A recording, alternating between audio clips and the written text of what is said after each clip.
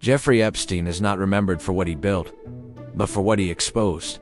His name became a symbol of power without accountability, wealth without transparency, and influence without consequence. To understand why this story still unsettles the world, we have to start at the beginning, before the headlines, before the arrests, before the mystery. Jeffrey Edward Epstein was born in 1953 in Brooklyn, New York. He was not born into extreme wealth. No powerful dynasty, no political bloodline. Just a quiet, intelligent student who showed early signs of ambition. In the 1970s, Epstein began working as a teacher at an elite private school in Manhattan. This is where something unusual happened.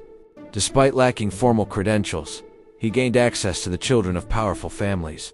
Students whose parents were financiers, executives, and political figures. This access would quietly shape his future. Soon after, Epstein left teaching and entered the world of finance, a transition that raised questions even then. He worked briefly at Bear Stearns, a major Wall Street investment bank. Colleagues described him as intelligent, but secretive. He wasn't loud. He wasn't flashy. He observed. He listened. He learned how power moved behind closed doors. By the 1980s, Epstein claimed to be managing money for billionaires. Yet even at his peak, his exact source of wealth was never clearly explained. No public list of clients, no transparent business model, just influence, and money that never seemed to run out. Epstein didn't live like a typical financier. He lived like someone who operated above scrutiny. Private jets, multiple luxury properties, including a private island in the Caribbean. Now, these weren't just homes.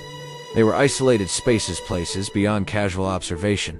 Places where rules felt optional. As Epstein's wealth grew, so did his social circle.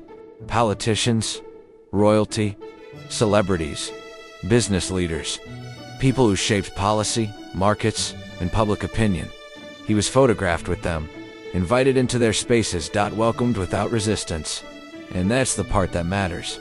Because Epstein wasn't powerful due to fame, he was powerful due to access. Access is currency. By the early 2000s, rumors began to circulate. Whispers of inappropriate behavior, unsettling patterns involving underage girls. At first, these rumors didn't stop him. They didn't slow him down, and they didn't cost him his status. This silence, this delay is one of the most disturbing aspects of the Epstein story, because it raises a critical question. How does someone accused of serious crimes continue to move freely among the world's elite? The answer isn't simple. But it begins with understanding who Epstein was before exposure. A man who understood systems. A man who understood leverage. A man who understood that power rarely announces itself, it hides.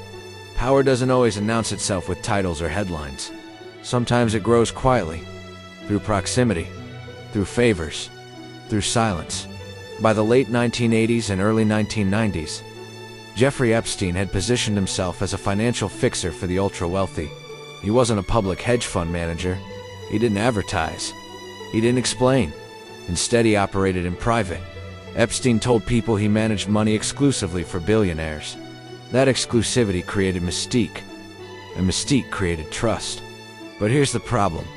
There is no clear public record showing how Epstein made most of his fortune. No large traceable firm, no transparent investment strategy. Just money that continued to grow. And in elite circles, asking too many questions is considered bad manners. Epstein understood something critical. Wealth opens doors, but usefulness keeps them open. He didn't just invest money. He connected people. Bankers to politicians, scientists to donors, executives to power brokers.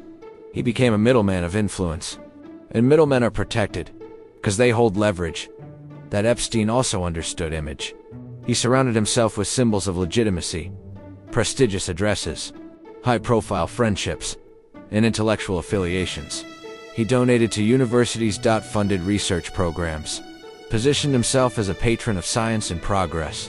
This wasn't charity, it was insulation.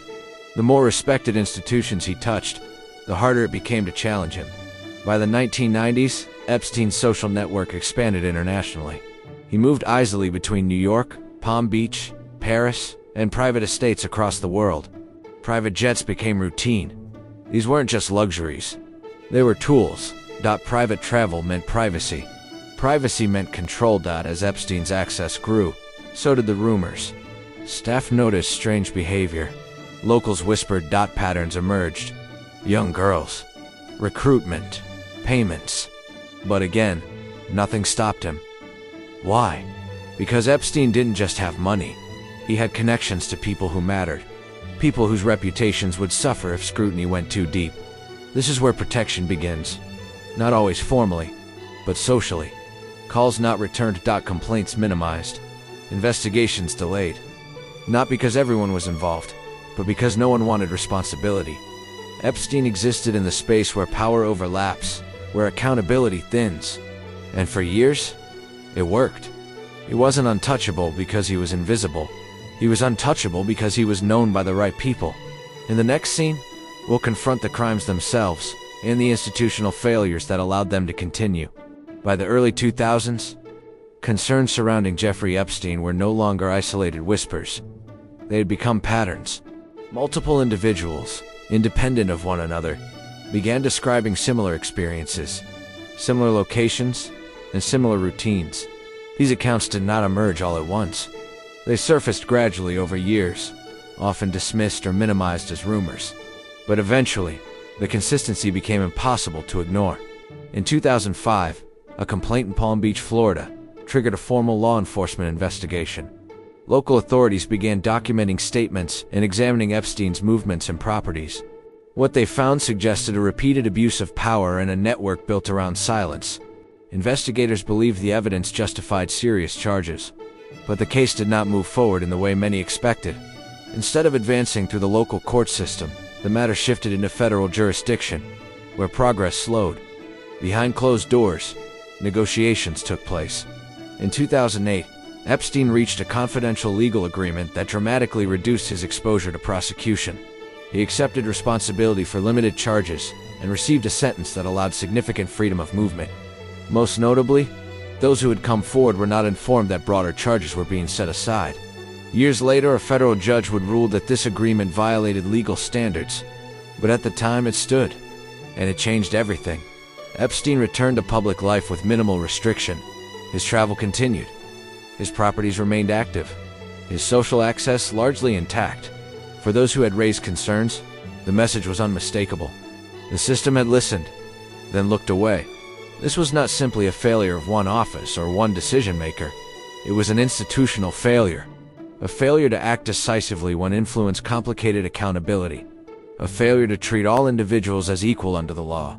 For years, this chapter remained unresolved. But unresolved pressure does not disappear. It builds, and eventually, it forces attention. For nearly a decade, Jeffrey Epstein remained largely out of public view. The earlier case faded from headlines, but it never truly disappeared. In 2018 and 2019, new reporting brought renewed attention to long-standing concerns that had never been fully addressed. Journalists revisited court records, reviewed sealed documents, and gave voice to accounts that had previously been sidelined. This time, the response was different. In July of 2019, Jeffrey Epstein was arrested upon his return to the United States. Federal authorities charged him with serious offenses related to abuse of authority and coercion. The case quickly became national news. Epstein was denied bail. For the first time, his wealth and connections did not secure immediate release. He was placed in a federal detention facility in New York. Inside, his status shifted dramatically. From private jets and luxury properties to controlled movement and constant supervision, but the case moved slowly. Legal motions, procedural delays, requests for information, public attention intensified. Questions followed him into custody.